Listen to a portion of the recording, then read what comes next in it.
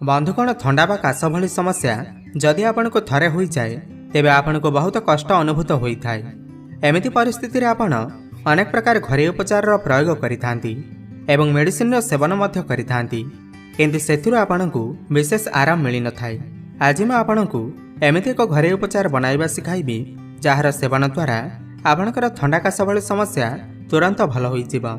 एही उपचारटी बहु पुरातन आयुर्वेदीय घरेलू उपचार अटे एवं एथिपाई आपणकु विशेष सामग्रीर आवश्यकता पड़ी न थाए।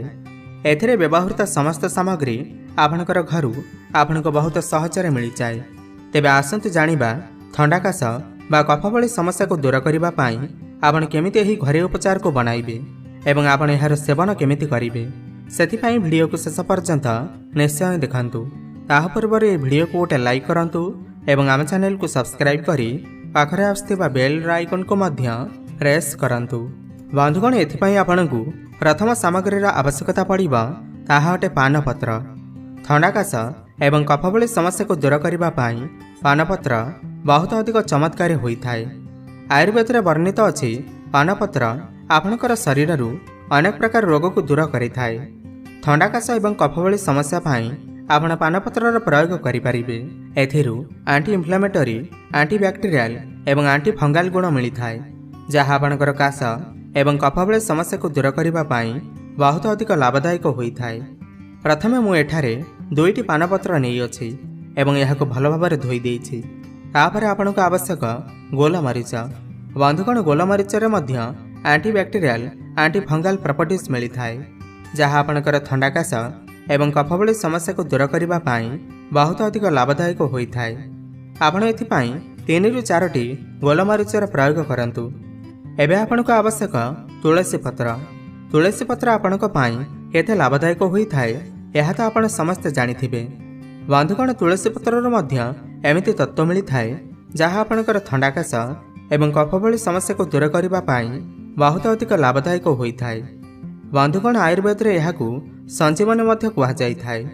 तुलसी पत्रर प्रयोग आपण निहाती एथिपाई करंतु।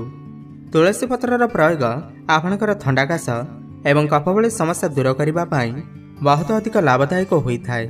आपण 4 ରୁ 5ଟି तुलसी पत्र नियंतु। आपण चाहिए अधिक पत्र मते एथिरे मिसई पारिबे। देखंतु मु 5ଟି तुलसी पत्र को धोई एथिरे पकेई देली। एबे बंधुगण एथिपाई शेष सामग्रीर आवश्यकता पड़िबा ताहा अटे पियाज। पियाज तो आपणकर रोसई घरु आपणको बहुत सहजरे मिल जाए, किंतु छोट साइजर पियाज आपण एथिरे प्रयोग करंतु। देखंतु मु गोटे छोट साइजर पियाज नहीं अछि एवं सेथिरु चोपा भल भाबरे काढी देइछि एवं एही पियाजर आमे एथिरे प्रयोग करिबा। पियाजर मध्य एमिति अनेक प्रकारर तत्व मिलिथाए जहाँ आम शरीर पाई बहुत अधिक लाभदायक होइथाए। एहा मध्य आपणकर थंडा काश एवं कफ भली समस्या को दूर करबा पाई बहुत अधिक लाभदायक होइथाए। एही उपचारटी बहु पुरातन एवं प्राकृतिक घरेलू उपचार अटे।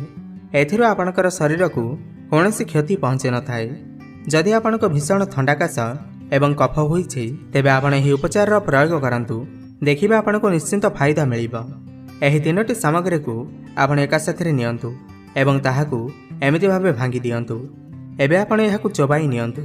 धीरे धीरे आपण पान चबाइला भली एहाकु चबाई दियंतु एवं एथिरु जे रस बाहरिबा ताहाकु आपण ढोकी दियंतु। बंधुगण एही उपचार को आपणकु दिन रे 3 ରୁ 4 थर प्रयोग करबाको हेबो।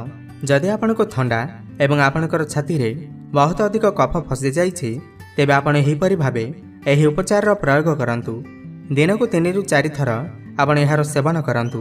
देखिबे आपणको निश्चिंत फायदा मिलिबो एवं आपणकर थंडा, कफ एवं काश भली समस्या तुरंत भल होई जिवो। एहार निश्चय थरे प्रयोग करी देखंतु। तेबे आपणको एही भिडियोटी किपरि लागिला आमको निश्चय कमेंट करी जणांतु एवं वीडियो को गोटे लाइक करंतु। धन्यवाद।